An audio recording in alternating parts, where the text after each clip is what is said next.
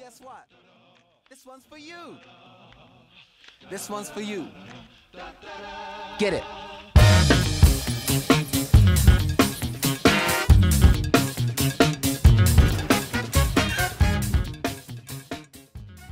L'histoire du street art démarre en 2009 avec l'arrivée de Christian Guémy, C215, qui s'installe à Vitry. La force de son intervention a été d'inviter de nombreux artistes internationaux à occuper des murs, la plupart autorisés. C'est un petit peu la particularité de Vitry, c'est que dans le domaine, on dit souvent qu'on est bienveillant, on n'interdit pas, mais on n'autorise pas non plus. La ville n'a jamais piloté une politique de street art sur son territoire, en tout cas n'a jamais cherché à l'instrumentaliser ou en profiter. La ville, les habitants mais aussi les politiques ont toujours été sensibles à la question de l'art dans l'espace public.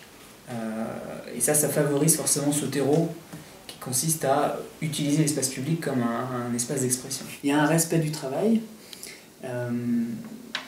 à la fois donc des riverains mais aussi de l'institution que la ville peut représenter. C'est très bien, moi je trouve ça très bien, ça me plaît bien. Et il y a beaucoup de personnes, puisque je connais quand même pas mal de personnes, beaucoup de personnes aiment ce mur et je trouve que c'est très bien. Même si parfois c'est des dessins qui sont un petit peu... qui font un peu peur parfois, mais je trouve que vraiment ça donne de la gaieté et puis c'est de la couleur, c'est agréable à voir. Mais chacun fait ce qu'il veut et rien ne leur est imposé. Effectivement, il y a des dégradations, il y a aussi des interventions, des toyages, comme on dit dans le milieu, donc des interventions un peu brutales sur les œuvres, ou alors tout simplement la surprésence de tags ou de graphes qui n'ont pas forcément d'intérêt ou de vocation artistique.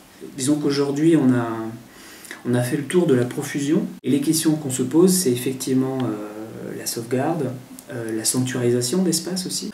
Il faut aussi se pencher sur la question de la médiation, se pencher aussi sur la question de la commande que la ville peut passer. Donc il y a plein de sujets qui, je pense, méritent d'être un peu plus nourris et qui ouvrent sur les perspectives,